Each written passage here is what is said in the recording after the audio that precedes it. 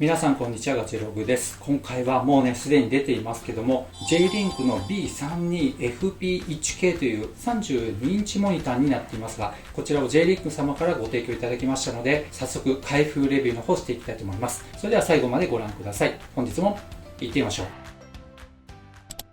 ではざっと主な特徴を見ていきたいと思います。サイズがですね 32インチですね。そしてピクセル数はフル HD になりまして 1920×1080p となっています。パネルは ISP ではなく VA パネルということで、コントラストが非常に高いタイプになっています。明るさは300カメラになっています。また HDR 機能対応、そして 104% の sRGB に対応しています。この32インチのスクリーンは16対9のアスペクト比になっています。この結構目の前に置きますと迫力がありまして、自分の視野に対して画面の領域って大きくなりますけども、決してね大きすぎるわけではなく小さすぎるわけではないということで、本当にベストなねサイズ感じゃないかなという気がします。また色域はかなり広くなっています。 sRGB カバー率は 104% の鮮やかな色彩を提供しているということですね。そして明るさは300カメラになっていまして、高輝度ですね HDR 機能も対応しています。この300カメラと相まって、この VA パネルっていうのは微妙な明暗の違いも表現し、奥行きや深みのある映像空間を実現しますとありますけど、まさにね実際目で見ますと本当に奥行きのあるというか、本当に発色のいいパネルだなと思いました。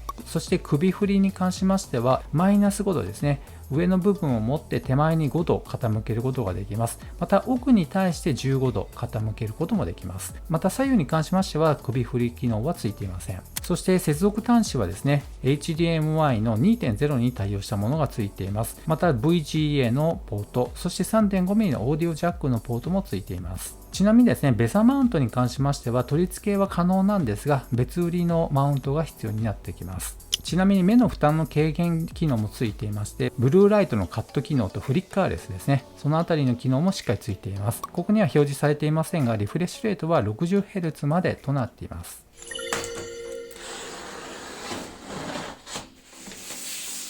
というわけでね、これからパッケージ内容を見ていきたいと思います。まずね、この一番大きな本体ね、32インチの今背面になっています。まずこちらのパーツになります。スタンドのね、こういったアームの部分になっています。そしてこちらが台座そのものになりますね。こういったアーク状になっている、かっこいいですね。そしてユーザーマニュアルがあります。さらに HDMI ケーブルも付属しています。これ嬉しいですね。そして電源ケーブル、そしてこういったタイプのアダプターが付いています。というわけでこれからこの足を取り付けて設置の方していきたいと思います。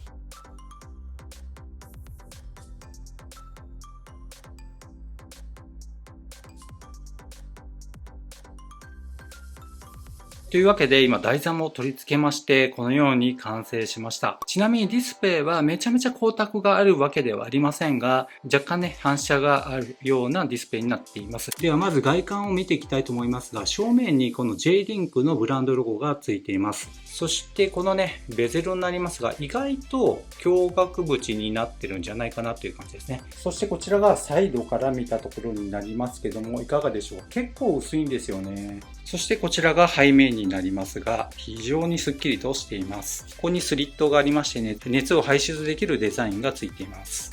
そして 3.5mm のイヤホンジャック、VGA 端子、また HDMI2.0 ですね。そして電源の端子がついています。そして背面のこちらはディスプレイの各設定を操作する十字キーといった感じでしょうかね。押したり左右にね振ったりすることができる、いわゆるコントロールキーがついています。面白いですね。というわけでこれからパソコンに接続してディスプレイがどんな感じなのか見ていきたいと思います。はい。というわけで、今設置が完了しまして、HDMI 端子で Mac につながっています。いやー、綺麗ですね。正面から今ちょうど見ているんですけども、VA パネルということで、非常にコントラストのいい、発色のいい感じがします。ただ、フル HD ということで、このディスプレイに対しまして各アイコンがね、調整は当然できますけど、このように結構ね、大きめのアイコンになっています。では、ブラウザで Yahoo Japan を開いてみましたけども、いいですね。めちゃめちゃ見やすいですね。やっぱりここまでのサイズ感になりますと、程よいフォントのサイズになっていると思います。そして発色が良くてすごく綺麗です。ちなみに本体の後ろにありますスイッチ類になりますが、こういった画面が出てきます。まず一番上は明るさですね。カメラ越しだとちょっと分かりづらいかもしれませんが、もう十分な明るさがあります。そして音量と出ていますが、こちらスピーカーは実はついていません。しかしながらこういった風にね、音量というのが出てきまして、変更することができます。今ね、Mac の方つながっているということなんですが、P32FPK というのは出ていますね。このサウンドの項目には出てくるんですけども、実際にはスピーカーついていませんので、そのあたりはご注意ください。そしてさらにこの輝度の設定とともに、そして画面の調節、色設定、OSD 設定、またリセットですね。で、その他の設定ということで、入力の切り替えとかね、そういったものも出てきます。はい、ということで今ね、私の自分のチャンネルの動画を流しているんですけども、やっぱ綺麗ですね。今ね、画面全体に表示していますけども、十分のクオリティがあると思います。こちらの商品はあくまでも32インチの PC モニターがメインになると思いますが、背面の HDMI 端子が1つしかありませんので、普段はもう PC に接続したらなかなか抜き差しするっていうのはめんどくさいと思いますので、それ専用になってしまうのかなと思います。ただですね、使い方によっては寝室に置いて Amazon の Fire TV スティックなどを接続しておけば、もうそれでですね、様々なコンテンツを楽しむこともできます。しかもご自宅にテレビを置いてない方にとってもね、このディスプレイ1台あれば、現時点では2万円台前半ということでめちゃめちゃ安いディスプレイになっていますし、しかも32インチということで十分すぎるスペックになっています。4K になりますと本当に細かくはなりますが、コンテンツ自体がなかなか対応していないということもありますので、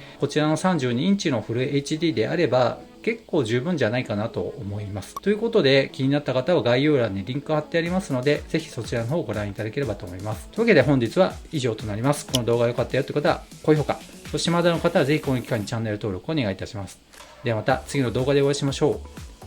う。さよなら。